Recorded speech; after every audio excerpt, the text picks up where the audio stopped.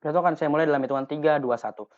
Ada 3 respon terkait dari pembicara tim pro. Yang pertama, kita sedang memperdebatkan apakah dengan ketidakpastian krisis pangan energi dan hutang dapat mempengaruhi harga komoditas pangan. Namun kamu nggak sama sekali mention apakah ketiga krisis ini nggak mempengaruhi harga komoditas pangan di Indonesia. Satu poin klarifikasi yang pertama, tim pro nyebutin bahwa sumber pangan di Indonesia melimpah dari ujung Indonesia sampai ujung. Oke, ini benar. Aku percaya kalau Indonesia mempunyai sumber pangan yang melimpah. Indonesia merupakan negara agrikultur. Tapi bagaimana pengelolaannya? Kamu nggak ngasih mekanisme gimana kamu sebagai pemerintah untuk dapat menjaga kedaulatan dan menjaga tali rantai makanan, karena di status quo kenapa masih ada lahan pertanian di Kalimantan misalnya yang diambil alih diambil alih lahannya oleh pembangunan industri dan sebagainya. Lalu kenapa Indonesia masih menggembor-gemborkan food estate walaupun selalu gagal? Ini artinya apa? Artinya Indonesia sudah mengetahui bahwa sekarang mereka menghadapi peningkatan harga komoditas pangan karena krisis yang terjadi mulai dari pangan, energi dan utang. Sehingga argumen kamu runtuh kalau menyebutin bahwa Indonesia mempunyai sumber pangan yang melimpah sehingga komoditas pangan akan selalu stabil harganya tapi nggak punya dukungan bagaimana pengolahannya. Dan yang akan terjadi adalah pangan dan peningkatan harga komoditas pangan yang tidak akan stabil pada akhirnya, yang nantinya akan saya jelaskan dalam argumentasi kami.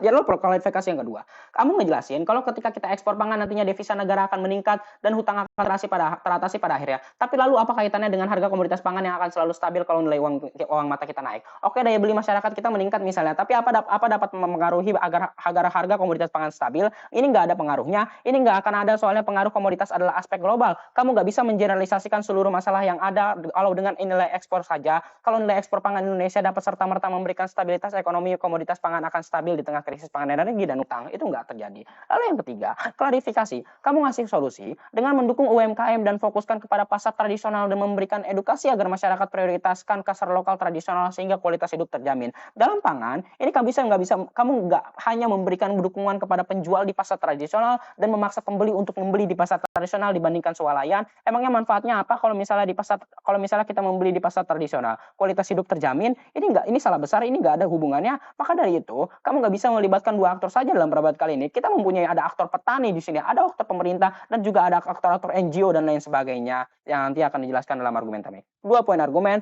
ketidakpastian krisis pangan energi dan utang dapat mempengaruhi harga komoditas pangan. Lalu yang kedua, solusi di sisi kami akan jauh lebih baik. Sadari, ketidakpastian yang terjadi tidak dapat digambarkan bagaimana keadaan yang akan harus dilakukan saat ini oleh seluruh dunia. Satu hal, ketidakpastian membuat semua kebijakan yang tidak jelas bagaimana parameternya. Ini sama halnya seperti pandemi COVID kemarin misalnya, yang tidak ada kepastian sampai kapan selesai, sehingga pemerintah selalu labil untuk memberikan kebijakan, lalu juga menyambut kebijakan, lalu penjual di saat pandemi juga yang tidak ada kepastian harus berjualan atau tidak, sehingga mereka menaikkan dan menurunkan harga pada akhirnya, sebab perputaran ekonomi yang terdesak. Ini sama halnya dengan ketidakpastian yang terjadi saat ini dalam krisis pangan, energi, dan hutang.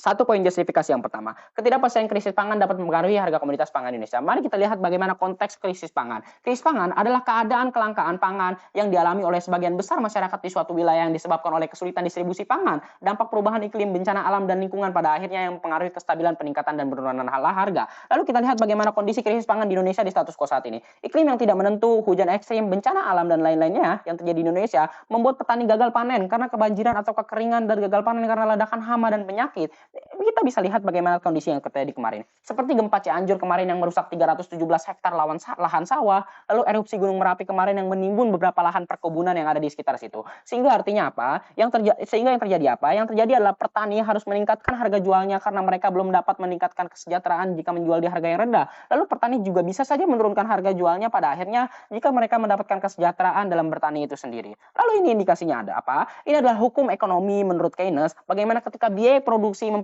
selalu mempengaruhi harga. Lalu artinya apa? Krisis pangan itu jelas mempengaruhi harga komoditas pangan itu sendiri, harga kestabilan komoditas pangan itu sendiri. Lalu yang kedua, bagaimana konteks dengan krisis energi? Krisis energi di dunia itu mempengaruhi multiplier effect kepada seluruh dunia. Sadari bahwa kita lihat dengan komitmen seluruh dunia untuk menghindari penggunaan bahan bakar fosil untuk dapat mengurangi gas karbon di dunia dengan melakukan kampanye dan organisasi internasional seperti COP27 dan G20 yang setuju untuk mengurangi penggunaan bahan bakar fosil agar penurunan suhu 2 derajat yang nantinya berdampak positif juga pada akhirnya untuk kualitas pangan. Tapi ini agak sulit, soalnya energi ini merupakan hal yang penting untuk komoditas ekspor dan impor di laut untuk mendapatkan beberapa komoditas pangan dari seluruh dunia.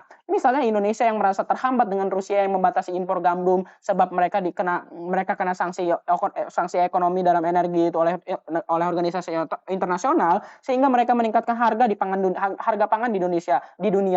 Seperti contohnya Ukraina juga yang yang membatasi impor jagung sebab dapat hukuman ekonomi. Sehingga ini mengindikasikan bahwa komoditas pangan tidak akan stabil dengan krisis apapun yang terjadi, mulai dari krisis energi dan juga krisis pangan. Lalu solusinya apa? Sebagai pemerintah, kamu itu sudah seharusnya mesejahterakan kepada petani, kamu itu membudidayakan petani yang ada di Indonesia agar mereka mendapatkan kesejahteraan dan mereka akan meningkatkan interest bertani dan motivasinya sehingga mereka yang akan turun sehingga mereka akan menurunkan harga pada akhirnya. Seperti kamu memberikan subsidi pupuk dan sebagainya, lalu juga memberikan insentif kepada anak muda untuk dapat menarik interest menjadi petani agar tingkat petani akan semakin banyak mengingat penduduk Indonesia yang semakin banyak yang tidak didukung dengan kuantitas pangan itu sendiri. Bangga menjadi tim posisi dalam tahun kali ini.